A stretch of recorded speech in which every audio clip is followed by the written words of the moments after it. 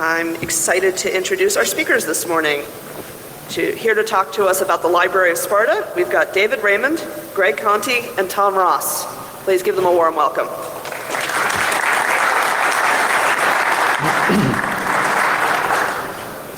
All right, so good morning. It's kind of loud. Thanks for being here. It's really our honor to be speaking at Black Hat this year. So the Library of Sparta, this is a term that we use to describe military doctrine and strategy that's been refined over hundreds of years and is reflected now in writings by military theorists, in doctrinal manuals, and in professional publications and various online resources. And what we hope to do today is give you an introduction into this really vast archive of military thinking that's been developed over years, and then provide some examples of how you might use it in the defense of your network. So standard disclaimer slide, the comments we make are our own thoughts and don't reflect the policies of any of our employers. And just a few words about us. My name is David Raymond. I'm an associate professor at West Point, and I teach and do security in the area of computer and network defense. I am also a 25-year Army veteran, and I'm an armor officer, so I've spent quite a bit of time applying military doctrine, maneuvering tank forces both in peacetime and in wartime. And I'm Greg Conti. I also teach at West Point and also conduct security and privacy research. My background, I've been doing that for 14, 15 years. Before that, I did electronic warfare and signals intelligence. And I'm Tom Cross. I'm the Director of Security Research at Landcope, and I've been involved in this community for about 20 years or more. I also have a little tag on my badge that says that I'm a certified thought leader, so that qualifies me to speak here today. There are a few reasons why we thought that this would be a valuable thing to discuss here at Black Hat. The first thing is that the internet is increasingly a domain in which nation states are engaged in conflict. And that conflict may occur in the form of espionage, or it may occur in the form of actual acts of war. And unfortunately, the targets of those acts are not necessarily other nation states. They include private organizations, private corporations, nonprofit organizations, individual activists, and potentially everybody has to contend with this reality. So it's useful to understand how nation states think about and operationalize the things that they do. And so that's the first motivation behind this talk. The second is that I think we really got to do something about defense. The standard assumption at Black Hat for many years now has been that the attackers have all the cards with respect to computer security. People have demonstrated that time and time again on these stages over the years. What we call the Library of Sparta represents hundreds of years of thinking about offense and defense in different situations. And we think that there are insights within that corpus of material that can provide us with new perspectives on the challenges we face in cybersecurity, and hopefully lead to insights about defense that can help us deal with the situations that we're now having to contend with.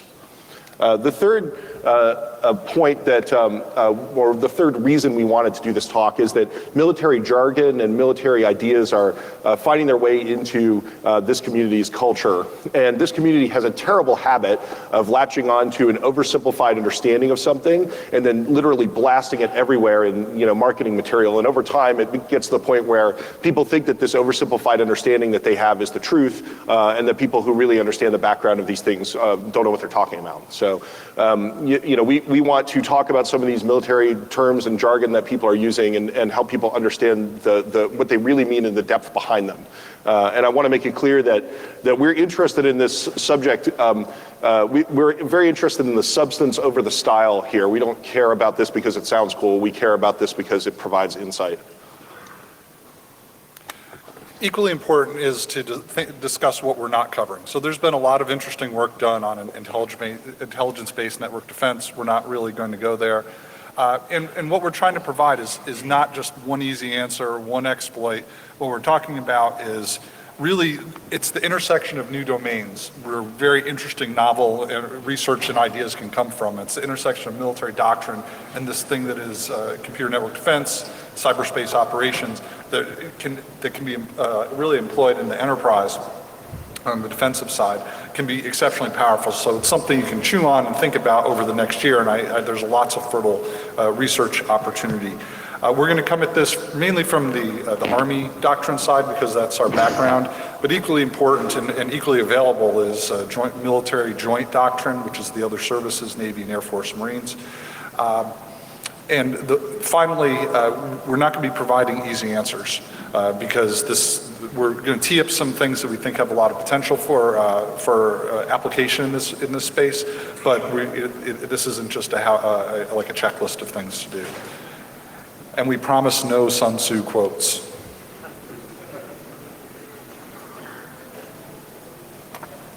Okay. Hang on one second. So what is doctrine? Doctrine is the collective wisdom of military organizations that's evolved and codified over time. For some, it's a sacred text. There are people who read you've heard the phrase, buy the book. They'll read the manual, they'll memorize the manual, and they'll operate almost in an automaton-like way following the manual. That isn't necessarily the best approach. And doctrine, the best doctrine comes from real-world experiences and lessons learned that's forward-looking and is flexible and can be employed in the future. The worst doctrine, and this happens and occasionally happens today, it's written in a vacuum and forced upon operators. So as a result, particularly due to bad doctrine, people don't follow it. And particularly in America, some would argue it's the greatest strength of the US military, and here's a Soviet-era quote, that Americans don't follow their own doctrine. Probably, it's a bit unsubstantiated and a little overstated, but there's something to that. By not rigorously following the book, it can be exceptionally powerful. And in the 21st century now, we have a wide variety of people helping evolve doctrine. One is Doctrine Man, and he's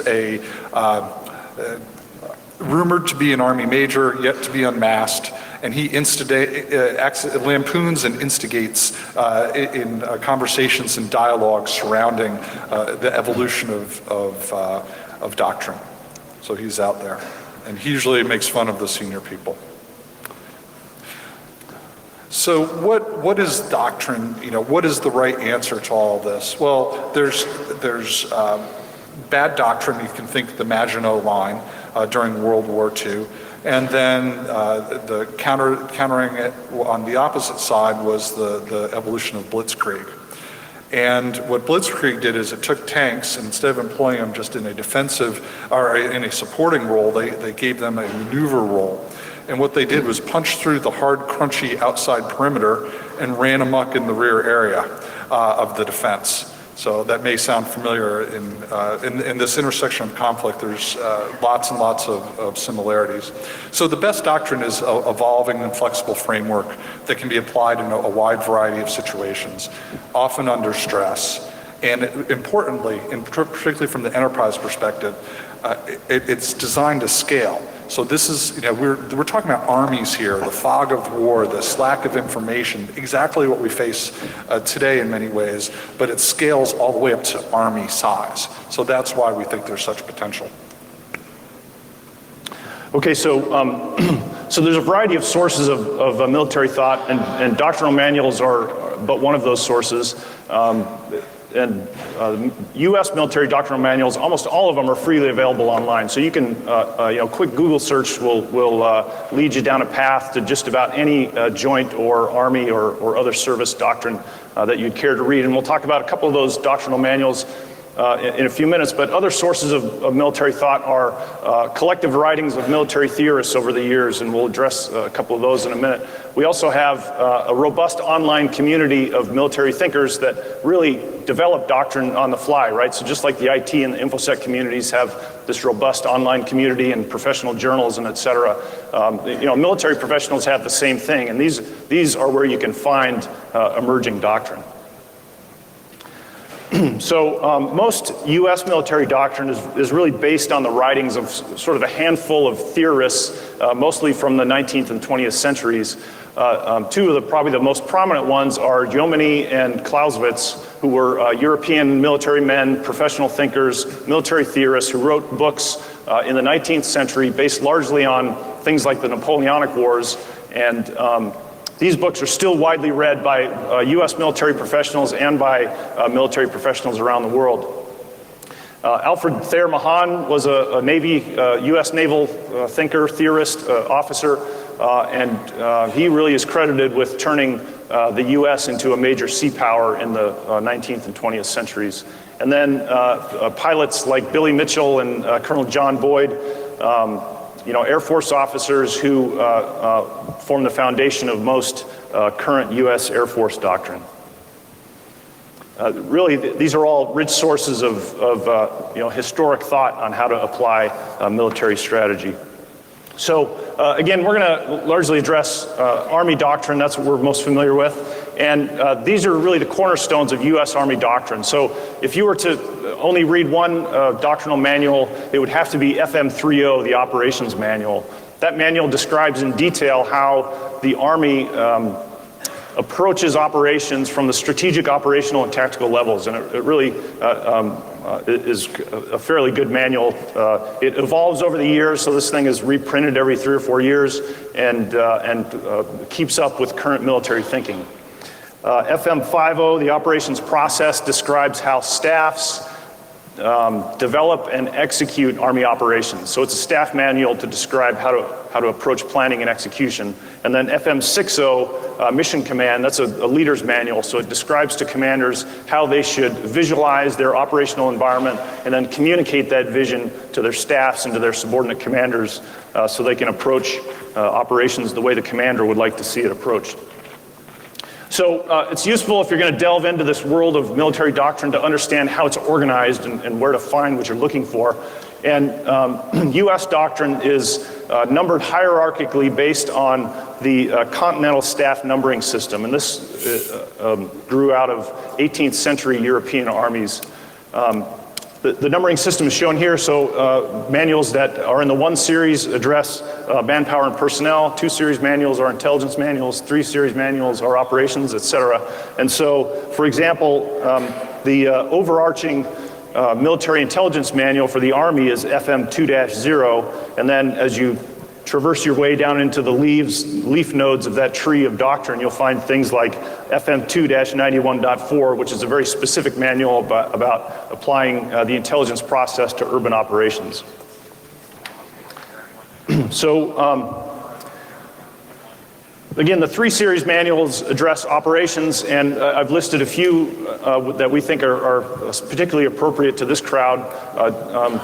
Military operations that you might see yourself sort of paralleling in a network defense sort of a scenario.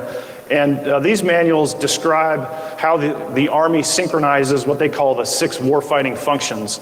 And so those warfighting functions are listed here: movement, maneuver, command and control, intelligence, fire support, protection, and then sustainment. And those all have analogs in the digital realm that I think we'll get to during the process of this talk.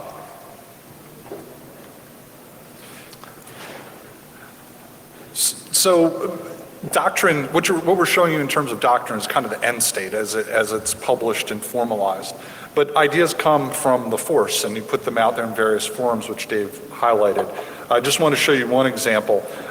For those of you familiar with the idea or the concept of Ranger School, Army Ranger School, 61 days long, incredibly intense, very immersive, and one of the hardest schools in the world to teach warfighting. So what this article suggests is, well, is there a way to, instead of, Ranger School is all about infantry ground tactics. Is there something that's equally demanding, and we're not talking inside the classroom experience, but an immersive 61-day event, like if you took Ed Scotus's Cyber City, which is a miniature city with real-world components underneath, the real systems that can then be attacked.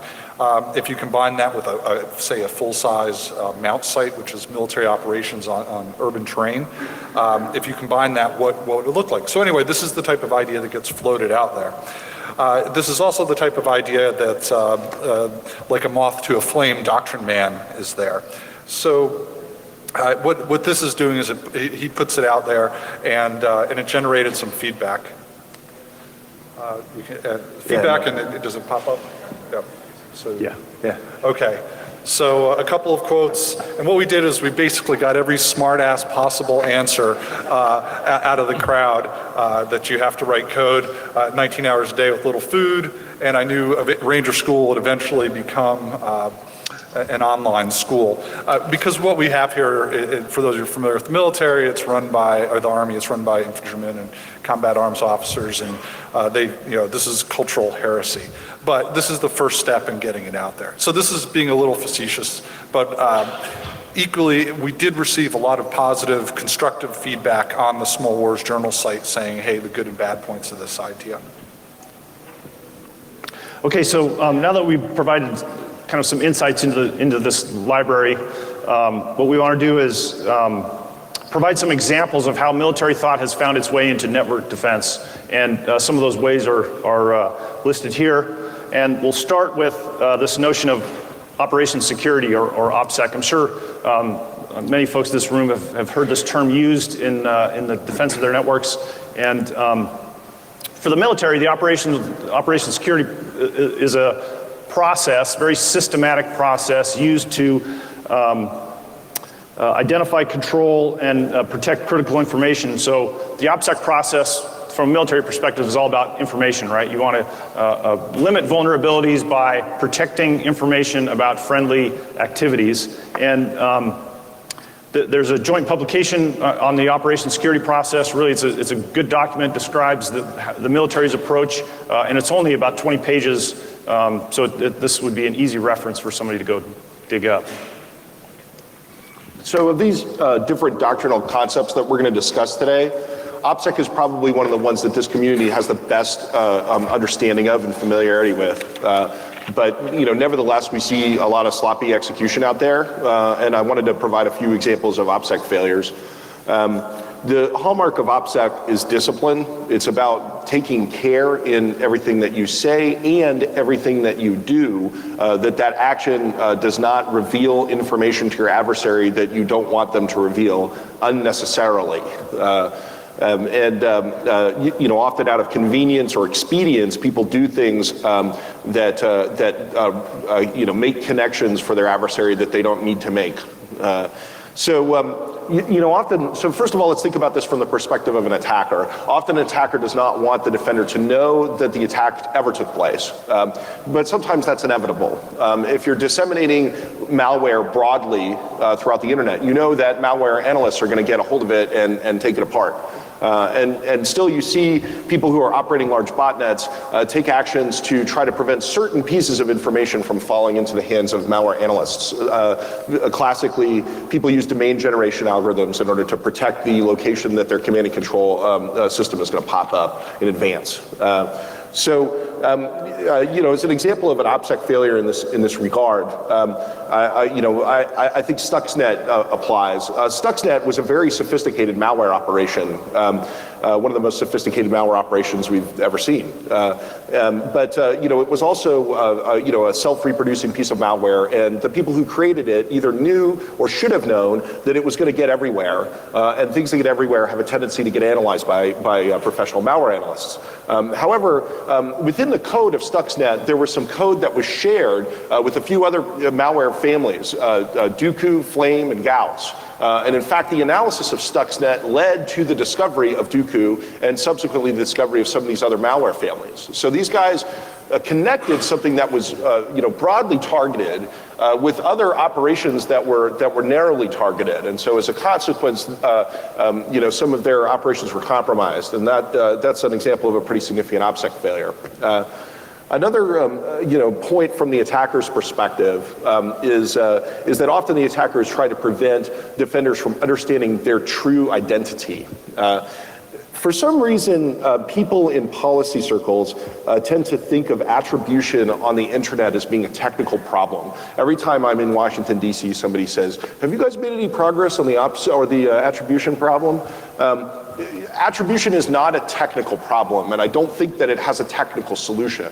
The way that you attribute actions in cyberspace is by exploiting the Opsec failures of your adversary. And as an example, just a month ago or so, Operation Tovar took down some of the command and control infrastructure associated with the Game Over Zeus botnet, and they named one of the people responsible. There's some interesting court filings that have been published in this case. They make for interesting reading, and they discuss some of the ways in which this operation was compromised. The guy that they named, it sounds like he accessed his personal email from the same system that he was using to operate the botnet, and so that's how they were able to connect him with the botnet operation. So that's a good example of an Opsec failure from an identity standpoint. And I think that, so there's this guy named the Gruck who has a deck out there called Opsec for Hackers, which is an interesting deck to read if you want to think about this attribution stuff from an attacker's perspective. I think that the corollary is that a very professionally executed operation is going to be difficult to attribute. So anybody who says the attribution problem is solved is probably oversimplifying things. From a defender's perspective, it can be very difficult to maintain the level of discipline required if you're not an army.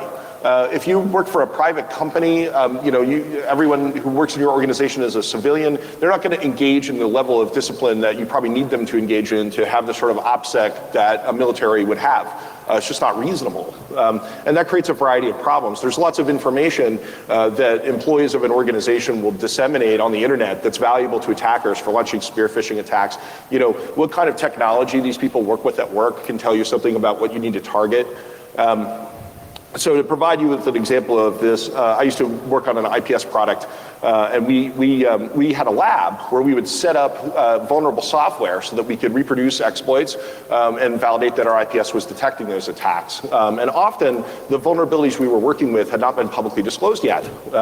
And we had a lab team, and their job was to go out and get these vulnerable software packages and get them set up so we could work with them. And we were asking these guys to set up a different software application every week, and I don't think they fully understood the context around what we were asking them to do. And it turned out one of these guys had a Twitter feed. He's just kind of like blogging about his job. Well, this week they want me to set up an Exchange server. So needless to say, we had to ask him to stop doing that. As a company, it's difficult to, again, maintain that level of discipline. So the Opsec process actually provides a risk management approach that allows you to take a look and identify key things that are of value to you. And as a private organization, it makes sense to have a short list of things you really want to protect and focus on protecting those things because you can't protect everything. And what we're trying to do in this talk is just highlight some areas. I mean, like you're probably not going to find many books on OPSEC, but this and about literally 1,000 other subjects, there's actually free books on it that dig into it in very mature ways. And one of the things as you think about this process, if you dig in, you'll find out that there's a model already for doing some of this. Essential elements of friendly information is one piece of that. That's where the commander makes a list of things that they do not want the enemy to know. So if you're running a malware lab, you can make a list of things that you don't want your adversary to know, and you can help then make sure your team is aware of that. In military context, that list could eventually become classified. Those are the things that are declared secret so that they won't be really, that they can be under tighter controls. So another point I want to make about this is that in addition to protecting information that could be used to compromise your organization, you probably want to protect, or you want to prevent adversaries from knowing how much you know about them. Often, we're all working together to fight the same adversaries, and information is being shared within this community about those adversaries. And so if you do something to reveal to the adversary that you know things about them, like say interact with their command and control server, and it ends up getting burned, you're not only screwing yourself, you're screwing a whole bunch of other people that are trying to keep track of the same adversary. So there's a real need for more discipline out there within this community community with respect to things like information about adversaries. So another military concept that's found its way into network defense is this notion of the kill chain, which is really a colloquial term for the U.S. Air Force targeting process developed in the mid-1990s. And it's this series of steps: find, fix, track, target, engage, and assess. So in the find phase, you're identifying potential enemy elements. Then you fix them, so identify their exact location. You track their movements and activities. Eventually, you make some decision that you're going to target that enemy asset. And then you decide how you're going to do it and engage, and then you assess the quality of your targeting, and then you go back and sort of start all over again. Now this concept was translated into cybersecurity terms in a 2010 Lockheed Martin paper that took that same notion of a series of steps required to target an enemy and applies it to the steps that an adversary might take in order to gain unauthorized access to your network. So you start up with the reconnaissance phase, weaponization, delivery, et cetera. The idea here is that if you can break any element in that chain, then you can prevent the compromise of your network. And I'd also add that it's very useful for prediction, because if you know the basic set of steps they're going to go through, you can almost very reliably know where they're going to go next and start taking that into account. So I think that the kill chain is an excellent example of something that came out of military doctrine that has had a lot of influence on the cybersecurity community over the past couple years. And it's not teaching us anything technical that's new, right? It's just giving us a different perspective on the way we think about the problem we're solving. And so that's kind of what we're talking about. So, you know, traditionally, there's this asymmetry problem in cybersecurity, or at least we believe there is, right? So as a defender, I have to identify every vulnerability in my really complicated environment, and I have to block attacks that target any of them, whereas the attacker only has to find one vulnerability in order to be successful in compromising my environment. So, you know, the odds favor the attacker. In this kill chain model, when we think about it, this attacker is attempting to be covert, and they have to get through every step of a multi-stage process while maintaining that Opsec, if you will. And the defender actually has multiple opportunities to be successful at stopping the attack. And so it's a way of thinking about the problem that sheds light on a natural advantage that defenders have. And I think that because we know so much about the advantages that attackers have in computer security, you know, we could use to spend some time thinking about what advantages defenders have and how to really utilize them. Okay, so terrain analysis is critical to successful military operations, and as the military has tried to apply operational concepts to this new cyber domain, this is one area that we've had some challenges.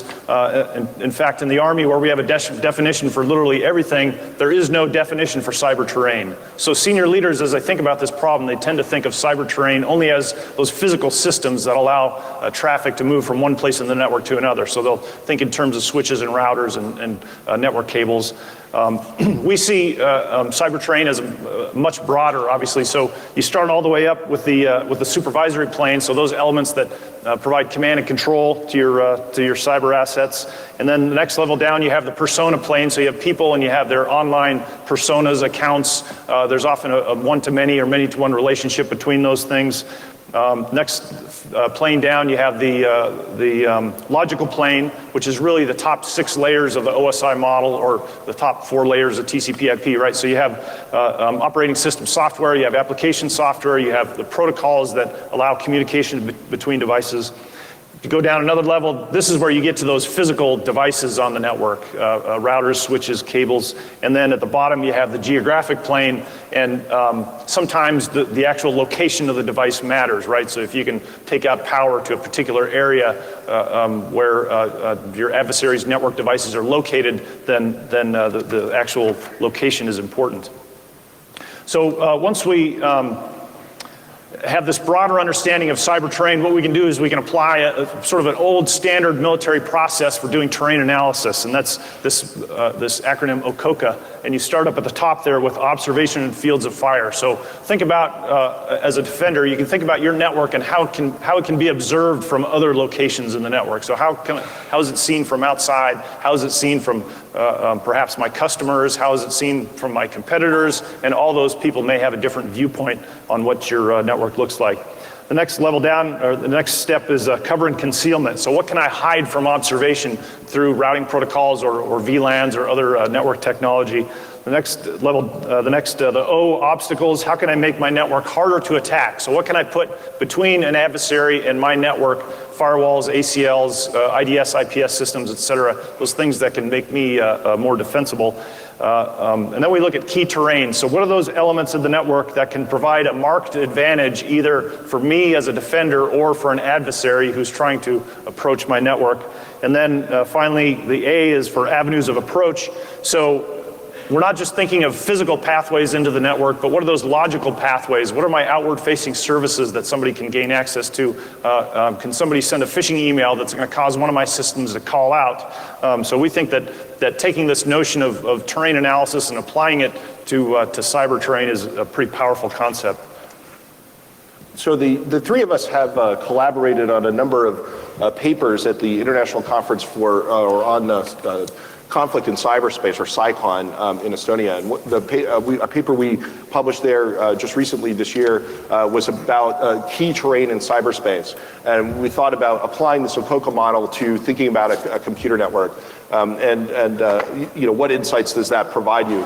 And the analytic process that you go through is actually very similar to what you would do if you were trying to architect your network to begin with. You'd identify key assets, you'd figure out what the interfaces to those assets were, you'd think about how someone could get access to those interfaces, and you'd sort of do that iteratively until a picture of the environment emerges. And it kind of looks like this graph down at the bottom.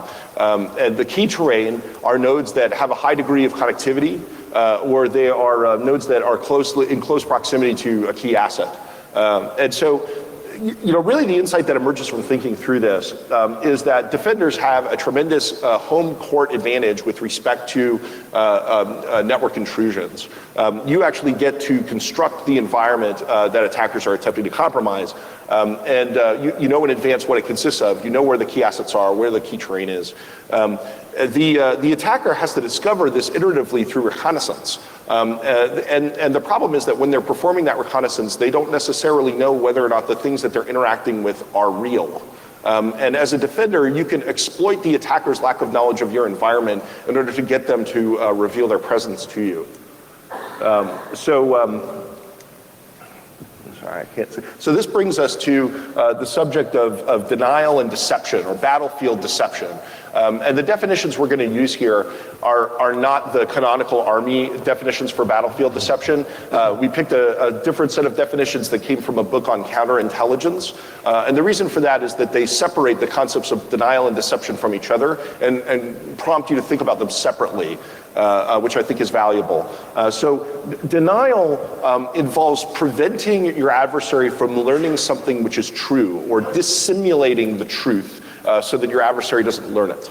And deception has to do with inducing your adversary to believe something which is not true, or simulating things which are false. So probably the classic example of military deception is Operation Quicksilver during World War II, when General George Patton was put in charge of a mock army across the English Channel from Calais. The mock army complete with rubber tanks, fake trucks, fake supply depots, all kinds of radio traffic. Of course, Patton was pretty pissed to be put in charge of this fake army and not in charge of the actual invasion force, but it really set the stage for successful invasion at Normandy, and Patton was able to make up for it later on. So there is actually a talk at Black Hat tomorrow called The Devil Does Not Exist, which talks about deception in cybersecurity. It could be an interesting follow-on from what we're talking about. It seems like from their abstract, they're focused a lot on deception from an attacker's perspective. I think that there's a lot to be said for deception from a defender's perspective, and there is not enough of that going on operationally. People have talked about honeypots for years, but typically when you think of a honeypot, it's something that's sitting out on the internet, and it's really capturing attackers who are sort of scanning the entire internet and opportunistically breaking into everything that they find. Those kinds of threat actors aren't very interesting to me. However, I think that there's other roles for honeypots to play, particularly inside your environment, behind your perimeter. If an attacker gets into your environment and you haven't detected them, what they're going to do is try to find find key assets, cyber key terrain within your environment. And if you can place things there that aren't really there or aren't actually operationally used, they may interact with those things, and that may prompt you to realize that they're there. And it's really important to emphasize that you can place deceptive objects at each one of the cyberspace planes that Dave defined earlier. We're not just talking about network devices or services, we're also talking about identities and data and things like that. All of those things could potentially be canaries that can identify someone rooting around in your environment. And I would add that in addition to deception, what you can do is employ obstacles of various shapes and forms at those different levels. And that the adversary then will try potentially to hop from level to level where, okay, there's physical security, there's barbed wire around the command post, they hop to another level and come back in another way. So kind of like Mr. Spock with his multi-level chess set, you can go from level to level to perform attacks. So it's quite interesting, I think. So, to sort of underline this point, we talk a lot about how the human is the weakest link in your security program. You could have all your technical P's and Q's, lined up, and some idiot in your organization is going to click on a link, or they're going to be, social engineered over the telephone. So, we think a lot about that, as a weakness of defenders. But what about thinking about that as a weakness of attackers? Anyone who's attacking your environment is ultimately human. And so if you can exploit that human, if you can cause them to believe things that aren't true, if you can prevent them from understanding what's really happening, then you can offset the balance against them. And that's not something that we I think talk about enough in computer security. So another subject that I think that this community has an oversimplified understanding of is threat intelligence. If you're gonna exploit the human behind the attacks that are being targeted against you, you need to understand that human first. So what we're seeing, for better or worse, is an evolution or really adoption in the private space of military techniques and strategies, and often for good reason, because people are fending off nation-state class adversaries. One of the things you see is this idea of threat intelligence, but it's really much more than, say, malware hashes, known malicious domains, or IP addresses. I mean, those are just like the raw pieces of information that feed into a larger intelligence analysis effort, perhaps inside an organization or between large organizations. And then, beyond this level, we've seen some really powerful reports have come out that really made nationwide news, international news about threat actors. So you see those reports. And so going above, this raw data to those reports, but there's actually much more. And if you're involved with threat intelligence, you absolutely have to take a look at these doctrinal manuals, because they're really thoughtful and they're really deep. And there's this whole lifetime profession that is intelligence analysis that you can draw from and help make your stuff better. I mean, there's tremendous business potential there. Really, the goal of intelligence analysis is to get into the head of your adversary, almost this empathy with them, that you can then be predictive. You can know what their true capabilities are, not what they state they are, because oftentimes there's a big disconnect, and you really need to be aware of what they're capable of doing, what their incentives are, and building long-term area expertise that allows you to be a true subject matter expert. That's your objective, and these books will help get you there. At the highest level, the intelligence cycle is how this is done.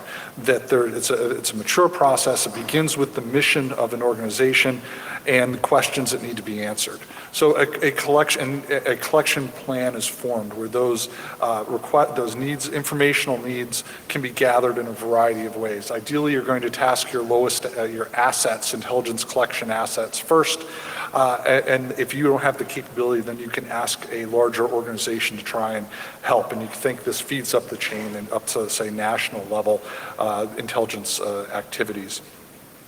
After the information is collected, it's fed back in, and initial analysis, processing and initial markup is done, and then if it's in a time-sensitive situation, that can be forwarded.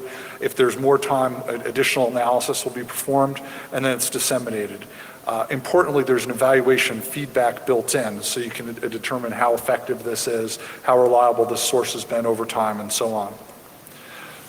And here I just want to give you some metrics of what good intelligence, how you evaluate good intelligence. So when you're trying to evaluate the products, if you're buying threat intelligence or you're trying to produce it, these are the types of ways you can do it.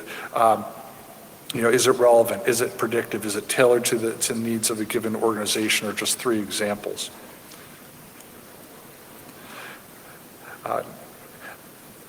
Another phrase that's used a lot is the idea of tactics, techniques, and procedures, TTPs. So what we have here are the precise military definitions, the tactics being how you employ forces, often think teams in relation to, or organizations or teams in relation to each other.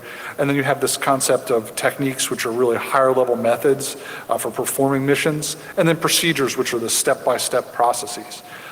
In this community, you'll sometimes hear the term tools, tactics, and procedures, and that's okay. But I think if that's something you're dealing with, it'd be great value to see how the military has thought about this, and maybe it can help improve what you do and adopt it and modify it for your own needs. And I find this particularly interesting. Really, the whole motivation for this talk came from Nick LeVay, and Tom and I were discussing. He was defending a major DC think tank, and was dealing with all the actors that you're facing. And the question that he faced is, do I shut down this server or this this network device or whatever, or and lock out the adversary, or do I continue to monitor and gain additional information, right? And he's like, are you wrestling with that? And I said, oh, that's called intelligence gain loss calculus. And he's like, I don't even have words for this. The community does not have words for this. So what you'll gain, I think, are concepts that have been refined. So the idea of do you watch or do you shut down? And that can be an organizational process, something you should think about, not necessarily only in crisis. You should think about that in advance. What's our general procedure? Who should be the people involved in making that decision? Just as a rule of thumb, and this is somewhat counterintuitive, but the more you know about an adversary, the greater the risk of allowing them to continue to proceed within your environment. If you don't know anything, then there's a great opportunity to learn by allowing them to proceed. The more you learn, there's a diminishing return associated with continuing to learn more, but the risk remains there. And in fact, it can be useful to define in advance what are the different kinds of things that you're looking to learn by allowing them to proceed, so that you can line up the information you're collecting and evaluate where you're at versus what's going on in real time. So another military concept that's found its way into network defense is this notion of the OODA loop, or observe, orient, decide, and act. This is a process that was developed by Air Force Colonel John Boyd, who was a Korean War pilot, and he used this idea of getting inside your adversary's decision cycle, right? So make quick decisions faster than your adversary, and by doing so, you can get inside his decision cycle, get inside his OODA loop, and you can win. He originally developed this in the context of aerial dogfights, but later he really applied this across Air Force doctrine. And it's interesting, a lot of people get this idea of OODA wrong. So they think that what OODA means is making quick decisions to get your adversary off balance so that he can't decide what to do next. Really, what Boyd did was he used this notion of the OODA loop to drive training, right? So he felt that it was important not only to make quick decisions, but to make the right decision quickly. And the way you do that is you train your pilots, and you make them understand what the adversary's potential actions are, and then based on that you can have a shorter menu of potential reactions, and then over years of training you can train your pilots to make correct decisions quickly, and this is a pretty powerful concept that extends past aerial dogfights into other areas. And I'd add to that, for looking at the range of potential options open to an adversary, if you go out and look at attack trees, attack graphs, that's exactly what it's doing. So I think there's an important connection between the idea of an OODA loop with attack trees. So the OODA loop is very relevant when you're thinking about operating in an environment where there's an actor that's doing things within your network. So the question is, how quickly can that actor observe, orient, decide, and act within your environment versus how quickly can you do that? How well can you observe what's happening within your environment, and then how quickly can you change what you're doing in order to react to things that are happening? And often, the answer is that you're doing a vulnerability scan of your network once a month, and if you find a vulnerability, it takes you 2 weeks to patch it. And so that's sort of that you're not spinning your OODA loop very quickly if that's your operational stance. But that's the reality in a lot of organizations. Your attacker can pivot around much more quickly than that. I think that the OODA loop has a lot of relevance to thinking about incident response. We talk to incident responders about making sure that they've laid the groundwork for what they're going to do in advance. They've had conversations with people in the organization in advance, so that people know what to do in the event that there's actually a situation that's occurring. And that's very similar to sort of the discussion about making sure that you've thought through before you get in a dogfight all of the different scenarios that could occur, so that you can just take those actions without having to figure out what they consist of. Okay, so targeting is an area that is just beginning to find its way into this idea of cyber operations and cybersecurity. So targeting is based on effects that a commander wants to achieve. So for example, an effect might be that the commander wants to degrade an adversary's command and control systems. There are a variety of different ways that the staff could select to potentially cause that degradation. They could send in a team to kill the commander, they could drop a bomb on the operations center, they could destroy power generation so that the physical systems just won't operate, they could jam frequencies. So there are a lot of approaches, but the approach is selected based on the effect in the end that the commander wants to achieve. And it's another one of these military, very systematic processes that the Army is good at. So how does this apply to cyber operations? Well, as militaries around the world are developing their cyber operations forces, they're finding ways to use perhaps network attack or defense either to replace some kinetic activity or to execute in conjunction with kinetic activity. And here's some examples. In 2007, Israel is suspected to have used a cyber attack to cause Syrian air defense systems to go offline. And the result was that Israeli pilots were able to fly freely into Syria. That was reportedly, right? Reportedly. Yeah. In 2008, when the Russians attacked into Georgia, there was this corresponding distributed denial of service attack on network systems in the country of Georgia. And some of those attacks are suspected to have originated in Russia. And so here's this possibility of a coordinated cyber and physical attack. And then we have the Stuxnet virus in 2010, which we think might have been created in order to take some Iranian centrifuges offline. Of course, that same effect could have been achieved through a massive bombing campaign, but when we can select non-lethal means to achieve an end, sometimes that's preferred to some lethal means. So a couple other things we'll hit real quick. I think we're going to get the hook here before too long. Military operational planning cycle. This is another, so again, the U.S. Army, U.S. military is very good at these systematic processes, and sometimes systematic is good, right? If you can have a system, a process in place that you can use to, achieve some end that's repeatable and that you can train your security staff to, then in the end that can be very helpful.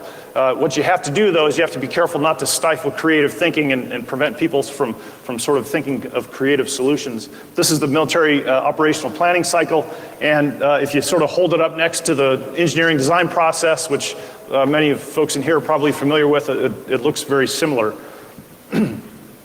Another doctrinal concept that's fairly new that might be leveraged in this space is this notion of design. So this design was a doctrinal concept developed just over about the last 10 years, and it developed because Operations in Iraq and Afghanistan early on were not going very well, right? So we had these insurgencies, and the typical military solution, originally to an insurgency is you kill as many insurgents as fast as you can, and it turns out that that wasn't solving the problem at all. In fact, it was making it worse. It was just pissing people off and creating more insurgents. So then the military went back to the drawing board and developed this notion of design, not only to think about more creative solutions to the problem, but to really think about the problem. So are we even solving the right problem? And so this has led to some to some better approaches, both in Iraq and Afghanistan, that have taken us to where we are now. So I've done work in security visualization, and I just wanted to point this out to you. The military is all about providing a common operating picture, understanding what the battlefield looks like, and they've done it for many, many years. There's an entire book of graphics and symbology that if any of you are trying to depict networks and conflict in any of those planes, take a look at this document. It's a whole book out there, and there's a lot of great ideas.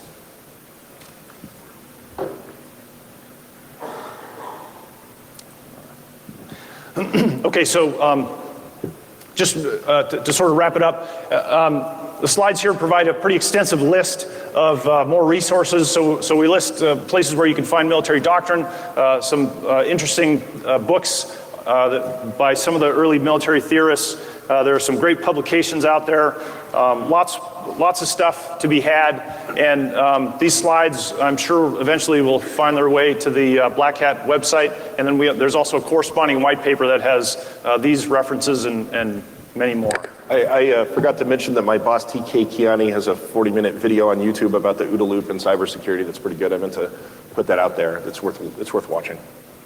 Okay, so we're at the question slide, and I don't know if we have question time or.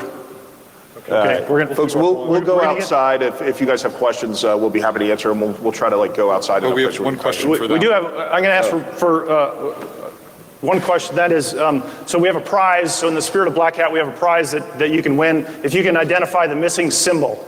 Anybody know what the missing symbol is? What word? What's that? Raise your hand. Your winner. Raise your hand. Okay, come on down after, we'll give it to you. All right, so we're happy to talk to you outside. Thank you for your time and attention. Thank you, everyone.